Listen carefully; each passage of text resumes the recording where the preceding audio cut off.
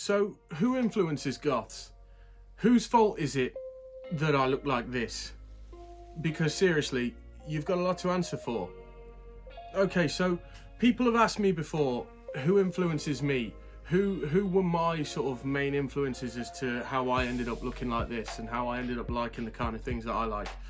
But I thought that people aren't really interested in that, and it got me thinking about who influenced goth as a whole, who influences goths as a generalization or sort of alternative people. And I came up with a bit of a list, and these are just, in my opinion, some of the most influential people for goths and the whole goth subculture and this movement that was built around goth music. Now this list isn't in order. It's not in any way in order of priority or in order of the biggest influence to the lowest or whatever. And it's not all musicians, even though goth is it's a subculture born from music. These aren't all musicians. I tried to think of a few different people from different areas, and not all of these people, I mean, not many of these people are what you'd call goths, and I don't think many of these people would call themselves goths. But anyway, let's jump right into it. So firstly, the first one, let's start with the big one, the main one, Robert Smith. Now, Robert Smith, if you don't know, he's the lead singer of The Cure. Many people regard him as kind of one of the founding fathers of goth. He's one of the goth's patron saints, and you're not really allowed to say a bad word about him. But this isn't to do with my music choices or my music taste, but you can't deny he was extremely influential in bringing people into that early goth subculture. So next, Dinah Cancer. And if you don't know, she's the lead singer of a band called 45 Grave.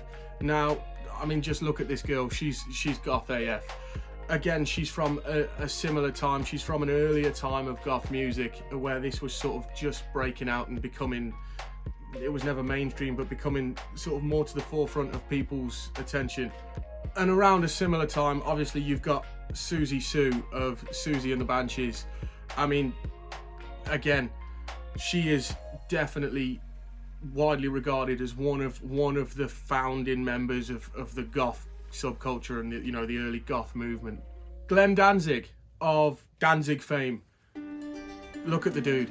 You know, if you've heard it, I can't play any of their music on this because of YouTube copyrights and all this, but look them up if you haven't heard of these people.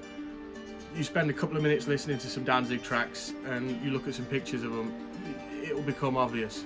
Okay, so Peter Murphy.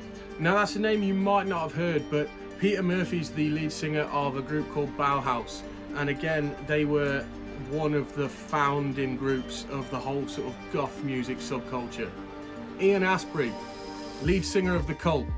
I mean, you've heard of The Cult. You've probably heard their music somewhere, no matter what age you are or where you're from.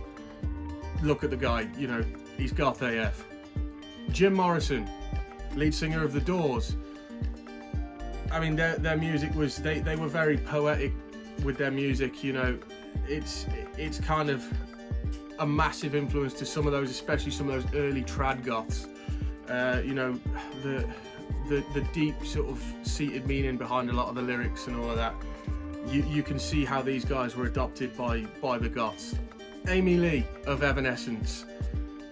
You don't have to agree, but you can't deny that this girl, she's been a massive influence for a lot of people of a certain generation, and she always had a sort of dark aesthetic. Her music is, I mean, some places it's described as gothic rock, and not a lot of people agree, but you can't deny she's had a strong influence. Tobias Forge. Now I bet you don't know that name, but I guarantee you've seen him before. This guy is the lead singer of Ghost. They're not as widely known as some of the other, bands that have been on this list, but you've probably heard some of their music before, and they're not regarded widely as goth, but you can, if you look at the way these guys look and sort of the kind of tone they have to their music, you can definitely understand why these guys would have a certain level of influence over a certain group of people. Vilivaio. Him. Might be goth, might be emo, or definitely not goth, he is emo.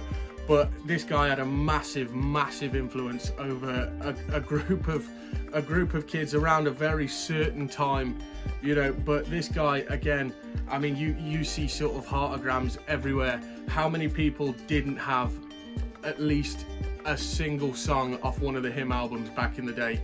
This guy was a massive, massive influence, and definitely brought guyliner back into a bit of a sort of more accepted area than it was for a while before him. Candia Ridley, again, another one you may not have heard of, but she was the front woman of Incubus Succubus. Not quite such an early goth band as some of the others, but definitely a gothic rock band that, you know, sort of, they were very big during their time. They kind of faded away into obscurity a little bit over the years, but if you check out some of their music and you know, look her up, you can see why this girl's going to be an influence for a lot of people.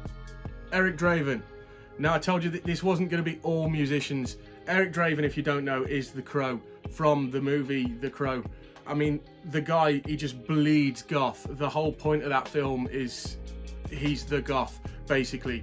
And on an interesting note, this guy was actually cited by Heath Ledger as being a major influence for him, for his portrayal of the Joker. Ian Curtis, Joy Division. Do I need to say more? Andy Sex Gang, lead singer of Sex Gang Children. Look at the dude. You know, this band were big back in the day. You know, these guys, they had a strong influence on a large group of people at the time. Definitely deserves a spot on this list, in my opinion. Ozzy. I mean, everyone knows Ozzy. Everyone in the world knows Ozzy. You might not know a song by Ozzy Osbourne or Black Sabbath, but you know of Ozzy, you've heard of him, everyone knows what he looks like. His music's not goth, it's not what's considered to be traditional goth music, but there's no getting away from the amount of influence a guy like this has had over people for decades now. Peter Steele, Typo Negative, definitely considered to be goth music by certain people. You know, the guy was a massive, massive influence, not so much for the way he looks, but his music definitely a massive influence for a lot of people in the goth subculture. Voltaire, Voltaire, look at the bloke, you know, he's goth AF. Right, so how long was it going to be till we got to the Addams Family? Now, you can't just say the Addams Family as a whole, because there were a lot of different people there, weren't there? But, I mean, in particular, Morticia, Wednesday, and repping for the dudes, Gomez. You know, it doesn't get more goth than this. And again, it's just got that instant recognition. Everybody knows of these people. And there was a certain point when every girl who watched that wanted to be either Morticia or Wednesday. The influence that this, you know, these people had on it was just huge. Okay, so this one's going to divide a few people, but Marilyn Manson, there's a big issue. You know, certain people seem to be so heavily against Marilyn Manson being associated with goths, but you know, whether or not you think he's goth, that's not the point. The point is the influence this dude's had on people in sort of the gothic subculture and in alternative subcultures in general. I mean, you've only got to look at his makeup styles have become iconic. Whether or not you like his music, the bloke had style. You know, Marilyn Manson definitely deserves a spot on this list. Alice Cooper, again, not necessarily widely considered as goth music, but Alice Cooper's been around for a hell of a long time now. And, you know, if you think of like the crying mascara makeup and all of this, Cooper basically owns this look. You know, he's not the first person to have done it, but he basically owns that look. There's no denying the amount of influence a guy like this had over sort of alternative subcultures. Right, Edgar Allan Poe. Now, obviously, it's nothing to do with the way this guy looks, unless you're talking sort of more trad goth and the whole vamp goth guys. But especially with the early goths, you know, the early goths around the beginning of the subculture, you're talking especially your trad goths and sort of the romance goths and the poetic goths. the writing and the literature from Edgar Allan Poe was a massive influence for these guys. You know, I mean, everyone can name at least one piece of work by Edgar Allan Poe. You know, his reach is massive. Definitely deserves a spot on this list. Right, Tim Burton. Don't care if you don't know what the guy looks like. You don't have to, but I mean, his films have been iconic for a lot of people growing up. At a similar sort of time I did. A lot of people growing up and watching his films. I mean, they're heavily sort of goth and darkly inclined, you know. And there's no point mentioning Tim Burton without sort of giving Johnny Depp and Helena Bonham Carter their own spots on this list, because I think they all deserve to be in there. I mean, they've all worked closely together, but these guys, all three of them, massive influence over a large group of people. Right, again, another controversial one perhaps, but Andy Black, Blackvale Brides. This isn't about the music and about whether or not that you think that his music is or isn't aligned with whatever goth is, but the influence a guy like this has had. I mean, girls the world over simped over this guy hard.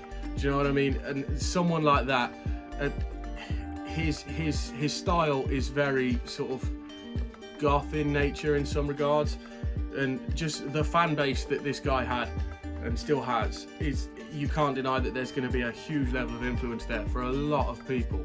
Danny Filth, Cradle of Filth. Again, another one of those controversial ones where perhaps the music doesn't fit or the aesthetic's not quite right, but everyone knows of Cradle of Filth. You could show most people a picture of Danny Filth and they'll have recognised the guy, or they'll have seen the guy before. This guy, I mean, there's a lot of people who Cradle of Filth were kind of a big way into heavier music and sort of metal music for a lot of people that I knew. And the influence that someone like that has on the goth subculture can't be denied. Right, now I didn't say these were all going to be good influences, because the next one, right, the goth kids from South Park, you've seen them, you know exactly what I'm talking about. Alright, they're just playing hard into the stereotypes. Yeah, it's for comedic effect, it's for a funny TV show, but these guys, I mean, whether or not the influence was for the best or for the worst, you can't deny these guys they've got a lot of influence. I mean, purely just in the fact that the amount of reach that they got. You know, you could ask any sort of random person who watched South Park growing up to explain what a goth's like, and they'll probably just explain the goth kids from South Park, despite probably never having meeting or talking to a real goth in their life. But they'll give you a description to the T of these guys. Lydia Dietz, Beetlejuice. Yeah, what else can you say? Tiffany Valentine, Bride of Chucky. She's goth. Everyone's seen those films. Everyone knows her. You can't deny she's kind of hot, she's dangerous, but big influence. Right, this one, most of you probably won't even have heard of the guy, unless you're sort of into games and video games and gaming in general. John Romero. Now, the guy doesn't necessarily look goth or come off as goth sort of instantly, but this guy's always got, every time I've ever seen him, has got his nails painted black. He's more often than not wearing black clothes. So I think this guy's got a lot of goth tendencies to him that he kind of probably sort of has to suppress a little bit. But this guy's made some games in the past that they're just goth AF. You know, this guy, he definitely deserves a spot on this list. Right, this one is for my British people over here. Richmond from the IT crowd. Again, I didn't say all these influences were going to be for a good reason, but if you're talking about him, I mean, you can probably just lump Noel Fielding in as a whole, because pretty much everything this guy, this legend, has ever done, there's been an element of his goth side coming out. And you tend to find that a lot of people who wouldn't give regular goths the time of day simp hard over this guy. I mean, especially now that he got British Bake Off. A very strange casting, but he deserves to be on the list.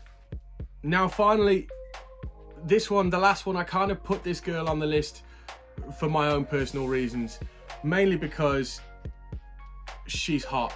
Now, if you're, you know, of a certain age, you probably won't know who this is, but if you're of a similar sort of age to me or a bit younger, you may recognize Shigo. Now, this girl, this powerhouse, she was from a TV show called Kim Possible. I don't remember when it ran or what channel it was on, but this girl was goth AF, and again, she was hot, so definitely a big influence. Now, like I said before, these aren't in any way the definitive list, and this list wasn't in any order whatsoever. This was just a list of people, in my opinion, that I could quickly come up with and think of as being some of the biggest influences for goths and the gothic subculture and sort of the alternative subculture in general. Now, look, if you disagree with any of these, or perhaps I've missed someone out that you really think needs to be, like, what the hell are you doing, needs to be on this list, put it down below. And like I said before, these people, I'm not in any way, shape or form saying that all of these people are goth or were goth, because that's not an argument I want to get into, and I don't want to get political about all of this. But look, if you enjoyed the video, give it a like, and why not subscribe while you're at it. Cheers.